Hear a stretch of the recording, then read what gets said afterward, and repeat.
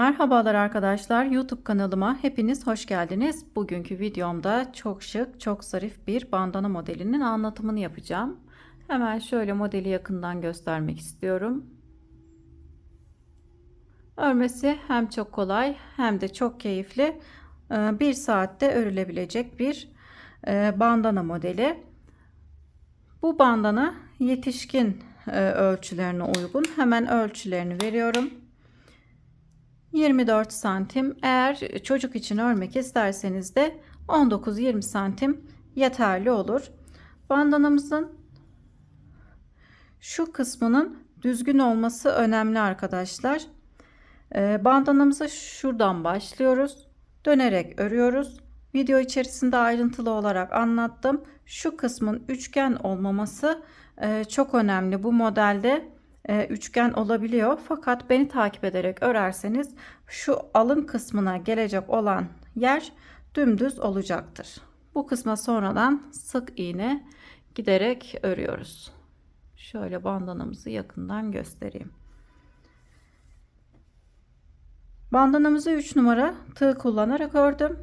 50 gramlık yumaktan da bu kadar ipim kaldı.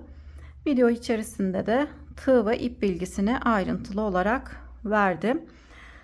Kanalıma abone değilseniz ücretsiz olarak abone olabilirsiniz. Beğeni ve yorum yaparsanız çok sevinirim. Paylaşacağım model videolarından haberdar olmak için de bildirim zilini açabilirsiniz. Şimdi hazırsanız bandanamızın yapılışına geçelim. Herkese kolay gelsin. Bandanamız için Sensi'nin Origins ipini kullanacağım arkadaşlar. Renk kodu şu kısım, ekran görüntüsü alabilirsiniz. Ekru olarak geçiyor. 50 gramı 165 metre uzunluğunda, %40 akrilik, %60 koton bir ip. Bandanamızın yapılışına geçelim. Bandanamı 3 milim tığ kullanarak öreceğim. Sihirli halka yaparak başlıyoruz. Ortadaki parmağıma şu şekilde ipi doluyorum. Çapraz bir görüntü elde ettikten sonra içerisine girip bir zincir çekerek sıkıştırıyorum. Daha sonra parmağımdan halkayı çıkardım. Biraz ipi çekerek sıkıştırdım. Halkamı küçülttüm. Daha rahat örebilmek için. Şimdi 4 tane zincir çekiyorum. Bir tane çekmiştim. İkinciyi çektim. 3, 4. 4 zincir çektikten sonra dolama yapıp halkamın içerisine battım. İkili trabzan yapıyorum. 1, 2. Yani 2 kere de çıktığım için ikili trabzan olmuş oluyor. Doladım. 1, 2. Tekrar doladım. 1, 2. 3 tane trabzanımızı yaptık. İlk başta da 4 zincir çekmiştim. Burada küçük bir boşluğumuz oldu. Şimdi 2 zincir çektim, doladım. 3 tane yine ikili trabzan yapacağız. Bandanamız boyunca hep ikili trabzan yaparak öreceğiz arkadaşlar. Tekrar söylemeye gerek yok. Şimdi 1, 2, 3. 3 tane tekrar trabzan yaptıktan sonra bir zincir çekiyorum, doladım, halkamın içerisine batıp tekrar trabzanımı yaptım. Şöyle yine su taşı modeli ortasından devam edecek arkadaşlar. Hemen buradaki ipi çekerek sıkıştırıyorum. Sıkıştırdıktan sonra tekrar 4 zincir çekip sonraki sıraya geçeceğim. 1, 2, 3, 4. Dönüyorum. Döndüm. Buradaki küçük boşluğa dolayıp bir trabzan yaptım. İkili trabzan. 2 zincir çekiyorum. Doladım. Tekrardan bir trabzan daha yapıyorum. Burada V görüntüsünü oluşturmuş olduk. Bir zincir çektim.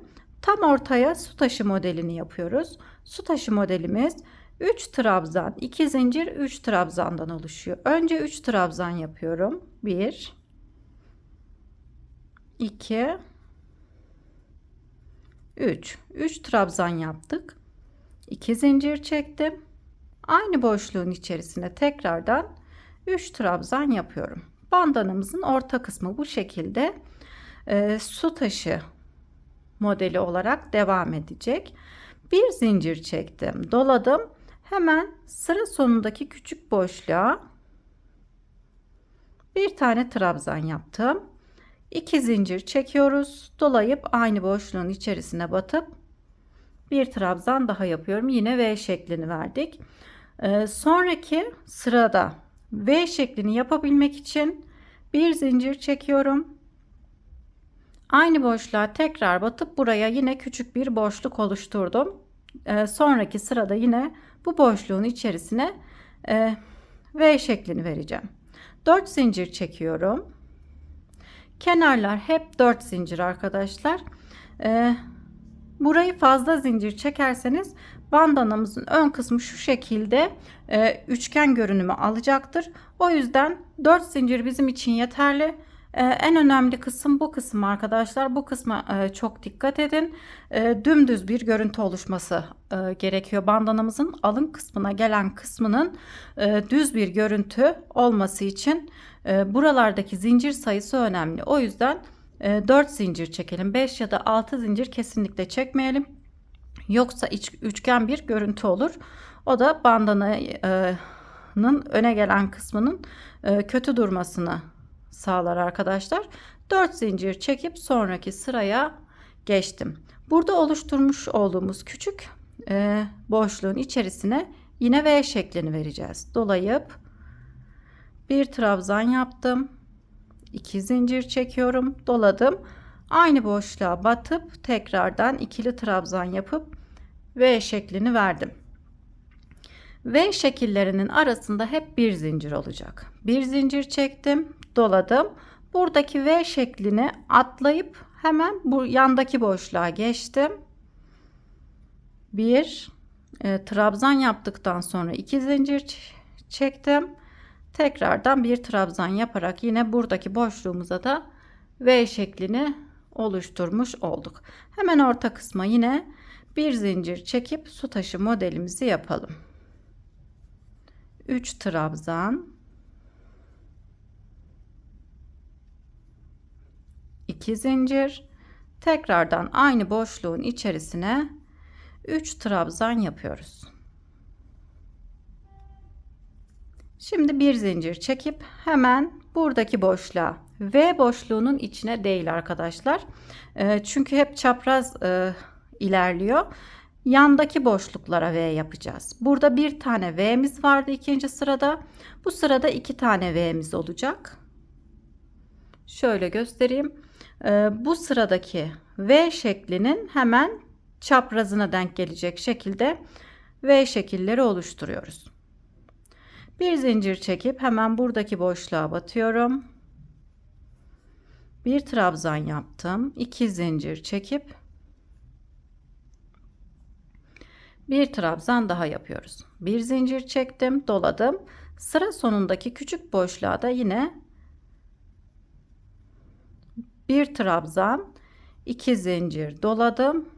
Tekrardan bir trabzan yaparak V şeklini verdim. Şimdi bir zincir çekip tekrar bir trabzan yapıyorum.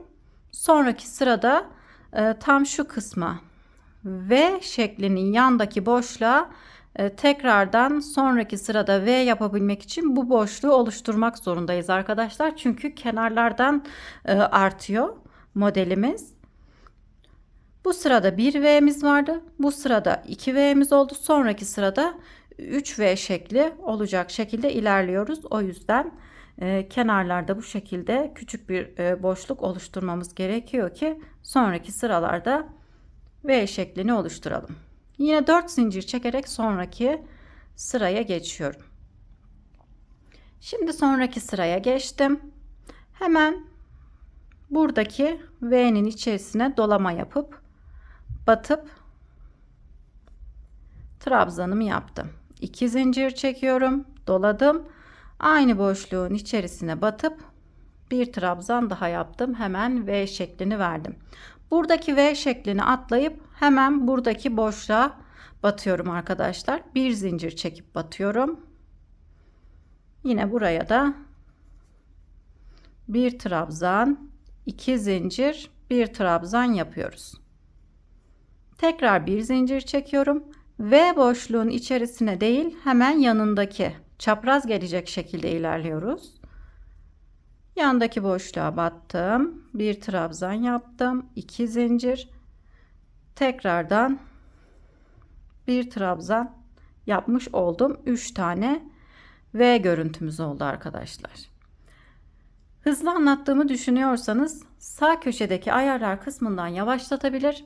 Yavaş anlattığımı düşünüyorsanız da hızlandırabilirsiniz arkadaşlar. Hızlı ayarını kendinize göre ayarlarsanız daha iyi olur. Şöyle modeli yakından göstereyim. Orta kısma tekrardan su taşı modelimizi yapalım. Bir zincir çektim, doladım. 3 trabzan.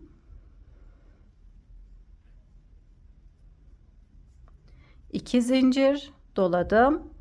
Aynı boşluğun içerisine girip tekrardan 3 trabzan yapıyorum. Bir zincir çektim, doladım. V boşluğun içerisine değil, hemen yandaki boşluğun içerisine batıp yine buraya V görüntüsü veriyoruz. Bir trabzan, 2 zincir, bir trabzan.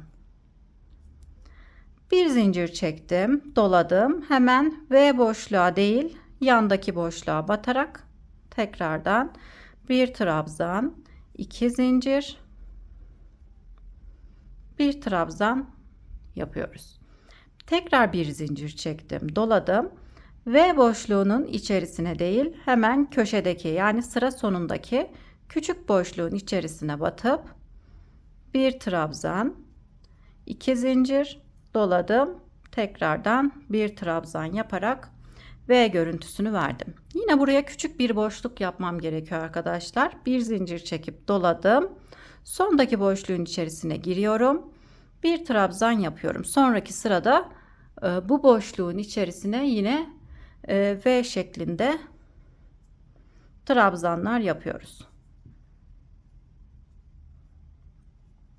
Bakın arkadaşlar, şurada üçgen bir görüntü oluşmuyor. Buradaki sayıdan dolayı düz bir görüntü oluşuyor. Önemli olan bu kısım arkadaşlar. Bütün bandanalarda eğer bandanaların ortasından başlanıyorsa şu kısım, yani alın kısmına gelecek yer çok önemli. Burada bir potluk oluşursa bandanamız çok çirkin duruyor. Bu şekilde düz bir görüntü elde etmemiz gerekiyor arkadaşlar. Güzel bir bandana örmek istiyorsak. Şimdi sonraki sıraya geçelim. Şöyle 1, 2, 3, 4 tane su taşı sıramız oldu arkadaşlar. Sonraki sıraya geçmek için kenarda 4 zincir çekiyorum. 1, 2, 3, 4 zincir çektim. Döndüm, doladım. Artış olması için arkadaşlar hemen üçgen görüntünün yanındaki küçük boşluğa batıp bir trabzan, 2 zincir, tekrar aynı boşluğa batıyorum.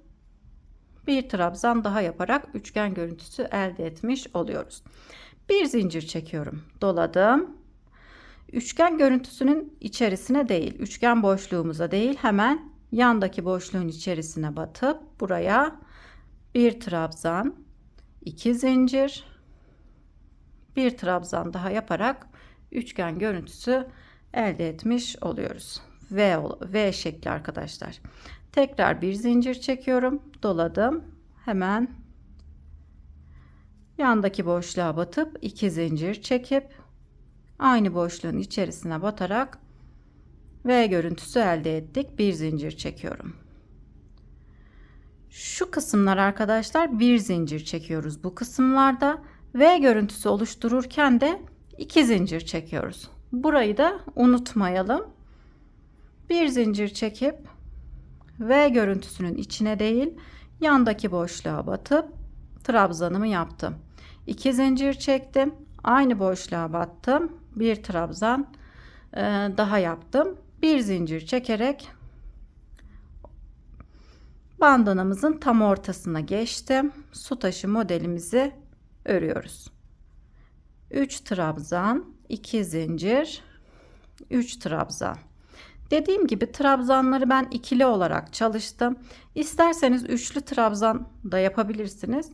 Fakat ikili trabzan daha güzel durdu arkadaşlar. Ben de o yüzden ikili trabzanla çalışmaya karar verdim. Şimdi bir zincir çekiyorum. Gördüğüm ilk boşluğa battım. Bir trabzan, iki zincir, bir trabzan. Bir zincir çektim. Doladım ve şeklini atlayıp hemen yandaki boşluğa battım. Bir trabzan yapıp iki zincir çektim. Bir trabzan daha yaptım. Bir zincir çektim. Hemen batmam gereken boşluğa batıp trabzanımı yaptım. İki zincir, tekrardan buraya da bir trabzan daha yaptım. V şekli olmuş oldu. Bir zincir çekip V şeklini atlayıp sondaki boşluğa girdim. Bir trabzan, iki zincir, bir trabzan yaptım. Sonraki sırada batacağım kısmı oluşturuyorum arkadaşlar. Bir zincir çekip doladım. Buraya bir trabzan yaptım. Sonraki sırada da bu kenardaki boşluğun içerisine ve görüntüsünü vereceğiz. Aynı burada olduğu gibi. Artış kısımları kenarlar arkadaşlar. O yüzden bu kenarlarda sıra sonunda bir zincir ve bir trabzanı unutmayalım. Burada da başlarken de arkadaşlar yine burada küçük boşluk oluşturmuştuk. Bu kısımlar bizim artış kısımlarımız. Ortada su taşı modeli devam edecek. Aralar ise bu şekilde ilerleyecek arkadaşlar. Şöyle yakından da göstereyim. İsterseniz şu kısımda ekran görüntüsü alıp bakarak da örebilirsiniz. Şöyle ekranı da netleştireyim. Bakarak örenler için ekran görüntüsü alabilirsiniz.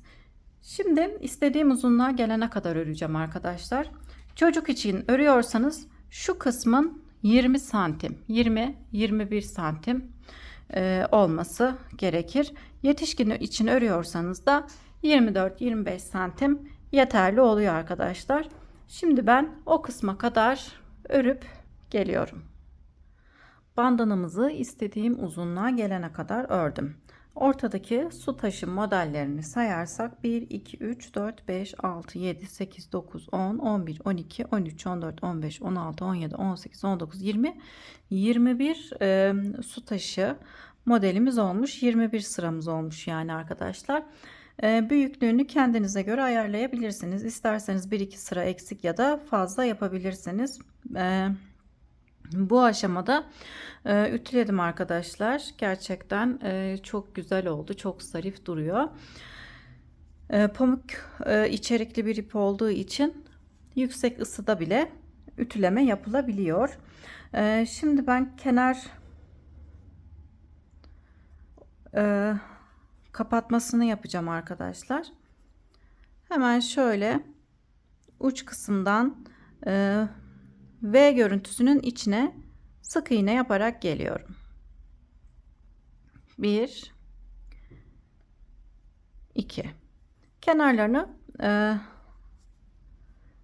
şu şekilde yapıyorum arkadaşlar. 1 2 3 4 5 6 7 8 9 ve 10 zincir çektim. Fıstık modelini yapacağım. Şöyle sayıyorum. 1 2 3 4 5 zincirin içerisine girdim. Şöyle dolama yapıp 5. zincirin içerisine giriyorum. Şu şekilde ilmeği çekerek uzattım. Tekrar doladım. Yine aynı zincirin içine batıp yine uzattım. Tekrar dolama yaptım. Aynı ilmeğin içerisine girerek uzatarak çektim. Bütün ilmekleri toplayıp şu şekilde sıkıştırıyorum. Daha sonra 1 2 3 zincir çekip aynı zincirin içerisine batıp şöyle birleştiriyorum. Buraya bir tane fıstık modelini yapmış olduk. Şimdi 5 zincir çekiyorum. 1 2 3 4 5 5 zincir çektim. Hemen yandaki V görüntüsünün içerisine giriyorum. V boşluğunun içerisine girdim. Yine aynı şekilde 1, 2, 3, 4, 5, 6, 7, 8, 9, 10 zincir çektim, doladım.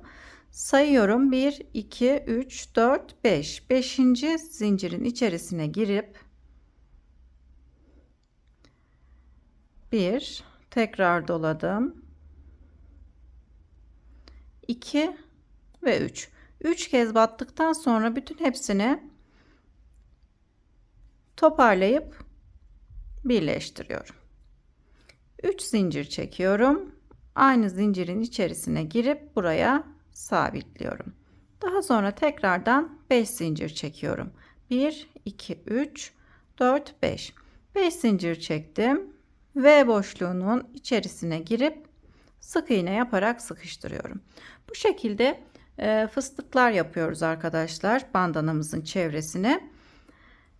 Tam şu kısma kadar örerek gelelim arkadaşlar. Bu kısmı da nasıl yapıldığını göstereyim. Şimdi ben o kısma kadar örüp geliyorum. Uç kısma kadar püsküllerini yaparak geldim. Şimdi burada yine 10 zincir çekelim.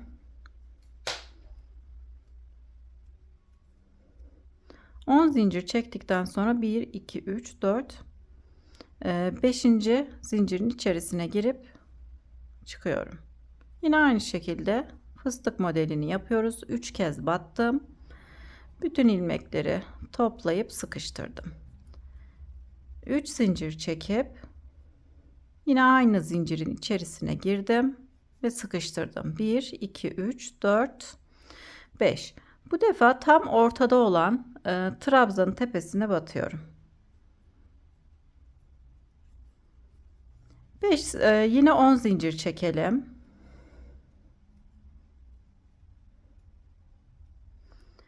1, 2, 3, 4, 5. 5. zincirin içerisine girdim. 2, 3. Yine fıstıkları aynısı gibi yapıyoruz.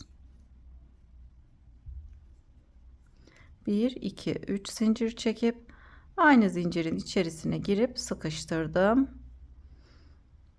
5 zincir çekip bu defa buradaki ikinci trabzanın tepesine batıp sık iğne yaparak sıkıştırıyorum. Yani en uç kısımda da bir tane püskül olmuş oluyor arkadaşlar. Yine aynı şekilde V boşluklara batarak püskülümüzü tam şu kısma kadar, köşe kısma kadar yapıp gelelim. Daha sonra tam alın kısmına gelen yere sık iğne yapacağız. Nasıl yapıyorum onu göstereceğim. Şimdi uç kısma kadar püskülleri yaparak gelelim. Kenar püsküllerini yaparak köşe kısma kadar geldim. Daha sonra sık iğne yaparak ilerliyorum. Şimdi her gördüğüm boşluğun içerisine 3 tane sık iğne yapacağım. 1, 2, 3. Şimdi yandaki boşluğa geçiyorum. Yine 1, 2, 3 sık iğne yapıyorum. Tekrar yandaki boşluğun içerisine geçtim. 3 tane sık iğne yapıyorum. Bu sık iğne yapmış olduğumuz kısım alın kısmına gelecek olan kısım arkadaşlar.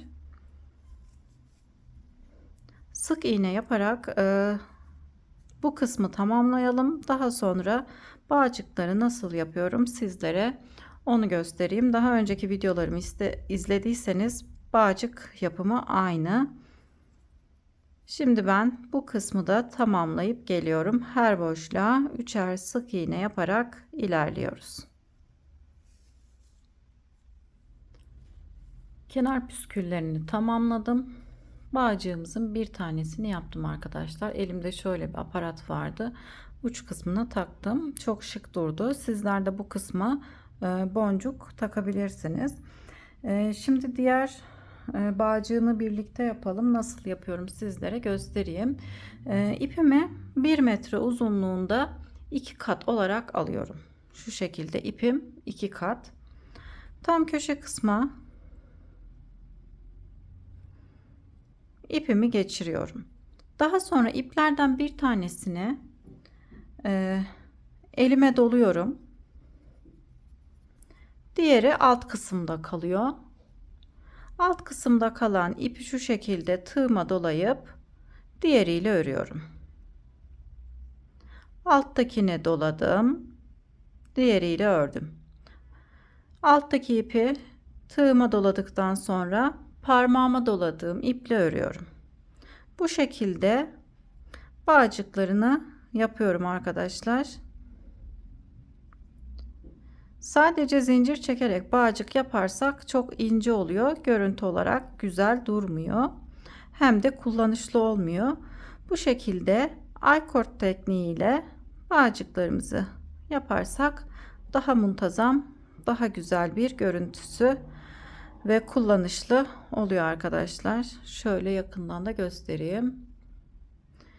İstediğim uzunluğa gelene kadar bağcıklarını örüyorum. Şöyle hemen santim olarak da ölçüsünü vereyim. Bağcığımızı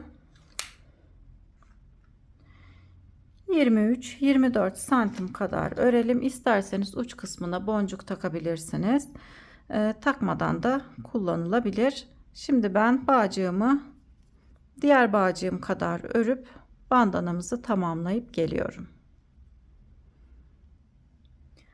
Her iki bağcığı örüp bandanamızı tamamlamış oldum arkadaşlar. Çok şık, çok zarif bir bandana modeli oldu. Çok da kullanışlı. Şöyle modeli tekrardan yakından göstermek istiyorum. Beni buraya kadar izlediyseniz çok teşekkür ederim. Kanalıma abone değilseniz ücretsiz olarak abone olabilirsiniz. Beğeni ve yorum yaparsanız çok sevinirim. Paylaşacağım yeni model videolarından haberdar olmak için de bildirim zilini açabilirsiniz. Şimdi sonraki videolarımda görüşmek üzere. Şimdilik hoşça kalın.